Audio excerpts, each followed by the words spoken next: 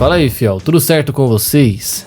Mano, tem dia que nós somos os cobrados, né? Até o presidente do Atlético Paranaense veio falar que o Corinthians é um clube caloteiro e tudo mais. E no outro, quem deveria estar cobrando somos nós. E eu falo devia ou deveria porque o Timão, que tem direito a receber do Santos pela venda do lateral Lucas Pires, que foi pra Inglaterra no ano passado por 15 milhões de reais, ainda não viu um centavo entrando nas contas. E nesse caso, o Timão teria direito a receber 25% dessa venda, que daria aí os seus 3 milhões e meio de reais. Só que o Santos, né, que já recebeu esse dinheiro, obviamente não fez o repasse pro clube. E tudo porque, né, fiel, os caras também estão mais quebrados que a gente. Eles têm uma dívida só de negociações na casa dos 150 milhões de reais. Só que assim, mano, como a gente também faz muito isso, né, que é de tirar daqui pra pagar ali, até dá pra entender os caras, não tem como julgar, né, seria o sujo falando mal lavado. Só que nesse caso, o Corinthians já estaria sendo processado, né, já estaria na justiça com certeza. Mas, por existir ali uma certa amizade entre as diretorias, uma certa não, né, uma grande amizade entre o Augusto e o Marcelo, provavelmente o Corinthians não vai entrar na justiça e vai ficar naquela do quando você puder, você me paga. E meu amigo, achar que o Santos em algum momento vai poder pagar é uma brincadeira, né? Enfim, realmente é um dinheiro que faria diferença nas contas do clube, né? 3 milhões e meio de reais, já entraria até pro orçamento de vendas para ajudar a bater a meta, mas quem sabe na próxima gestão, porque pelo jeito não vai receber agora não.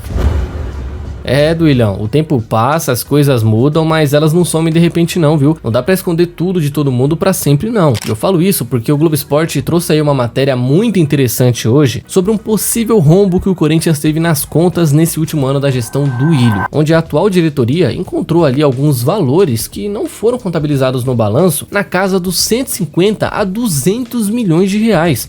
E tudo isso principalmente em relação a dívidas tributárias, onde uma parte deveria ter sido lançada como provisão de contingências no balanço, que é basicamente uma reserva, né, para quando os clubes acreditam ter boas chances de perder no tribunal, e aí já contabiliza lá, e a outra em relação aos juros dessas mesmas dívidas, que só não foram contabilizados. Simples, né? Pegaram o valor principal, tacaram no balanço e esqueceram de colocar os juros também. Então, por causa dessa descoberta, meio que a atual diretoria acusa a antiga gestão, de forma indireta, claro, de fraude e maquiagem financeira. Até porque imagina, em 2023 a gente teve ali um superávit, acho que de 5 ou foi 10 milhões de reais, só que se tivessem contabilizado esses valores, mano, a gente teria um déficit gigantesco no balanço e isso pegaria muito mal pra RT. Então, acredito que por isso eles resolveram esconder, pra não ficar tão feio pra eles, né? E outra, como o Corinthians também não quer mexer num balanço que já foi auditado e aprovado pelo conselho, eles contrataram a consultoria de Eliseu Martins pra ele analisar e dar o parecer dele sobre o caso de forma imparcial, digamos assim. Mas em resumo, basicamente a diretoria foi inventar de mexer naquelas gavetas antigas do porão sem nenhuma expectativa e acabou encontrando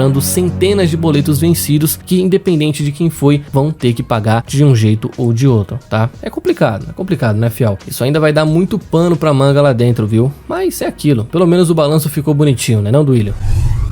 E agora sim, para finalizar esse assunto, antes do lançamento oficial, a nova camisa do Corinthians para essa temporada, que eu dei aqui a informação de que poderia até ser lançada contra o Vasco nesse jogo que passou, finalmente deu as caras de forma oficial, vamos dizer assim, já que o Edilson Capetinha, que deve ser aí um dos cabeças dessa nova campanha, apareceu vestindo o uniforme em suas redes sociais como se não fosse nada, né? Ele praticamente lançou primeiro do que a Nike. Não sei se foi algo proposital, se pegaram ele de surpresa, mas fato é que esse uniforme que ele tá vestindo é o oficial e é o que deve ser lançado em breve. Tá? Não tenho informação de quando, mas não vai demorar muito para isso acontecer. E aliás, essa foto também confirma que esse modelo é o mesmo que eu mostrei aqui no final do mês passado, né? Com os detalhes na gola e tudo mais. É exatamente a mesma coisa. Só que assim, fiel, eu não sei se é uma questão da foto ou do Edilson em si, mas mano, vendo essa postagem, parece que ela ficou mais bonita, não foi? Né? Tá mais agradável, tá um uniforme mais presença de alguma forma. Talvez tenha caído bem nele, né? Por algum motivo, mas pra mim ficou muito mais legal do que aquilo que eu tinha visto antes. E outra coisa, mano, se você for comparar esse modelo com o atual, né, o branco com degradê, até eu que não gosto tanto desse estilo de uniforme, prefiro esse modelo do que o anterior, né? Isso mostra que a Nike conseguiu fazer um bom trabalho e que, tirando essa parte do escudo ficar embaixo, o modelo ficou muito bem feito, tá? Deverá fazer muito sucesso nas lojas e só lembrando que o preço oficial não foi divulgado, mas o modelo torcedor, que é esse que o Edilson tá usando, deve ser lançado na faixa dos R$350 ou até mais. Então, prepare seu bolso ou recorra a opções mais viáveis, falou?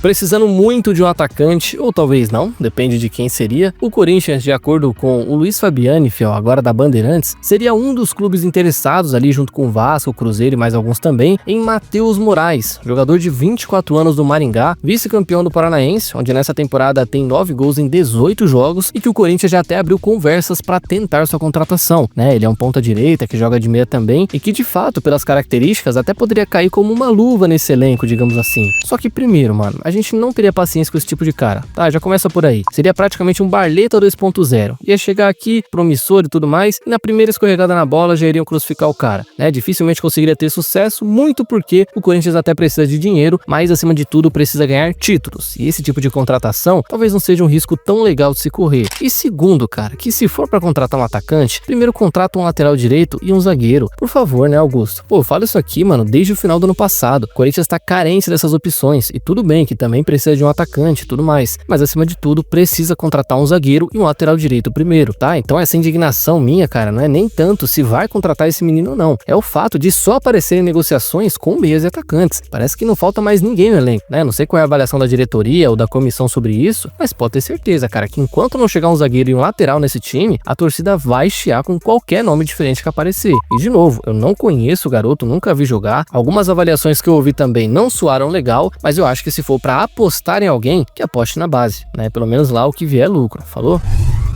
E por falar em dinheiro, não nessa última notícia, mas no vídeo em si, eu tenho quase certeza que a diretoria já conta com uma venda do Pedro Raul até o final do ano. Pois é, eu não acho que ele chega a voltar pra jogar no ano que vem, a menos que ele queira muito, e mesmo assim ainda acho difícil, mas a princípio, mano, é uma venda que já é dada como certa, e muito porque, em apenas 2 meses mais ou menos, o presidente do Ceará falou sobre o atacante, que já tem aí 8 participações em 8 jogos esse ano, dizendo que já conversam com o Corinthians sobre isso, mas ele alerta que não é um negócio tão fácil, que depende de muitos fatores, se ele vai terminar o ano assim, se vão continuar na Série A, se vão conseguir pagar. Só que nesse ponto, falando com todo respeito ao Vozão, eu até torço, né, pra eles se darem muito bem esse ano, mas eles não têm bala pra pagar a grana que o Corinthians espera receber. Talvez se o Corinthians quiser vender abaixo do preço, aí beleza, dá pra negociar, mas eu imagino que eles vão querer pelo menos recuperar o que investiram lá atrás, pedindo no mínimo 5 milhões de dólares pela venda dele. E aí convenhamos também, né, fiel, mesmo pra um jogador de 28 anos, quase 30, ele é um centroavante, alto, e se terminar a temporada nessa pegada que ele tá, fazendo gol atrás de gol, eu duvido que ninguém vai aparecer para pagar 5 milhões nele. Com certeza tem mercado para isso, né? Mas tudo bem, se o Ceará quiser comprar, fique à vontade. Eu só não acho que vão conseguir, né? De resto, a venda do Pedro Raul, para mim, dificilmente não vai sair. Falou?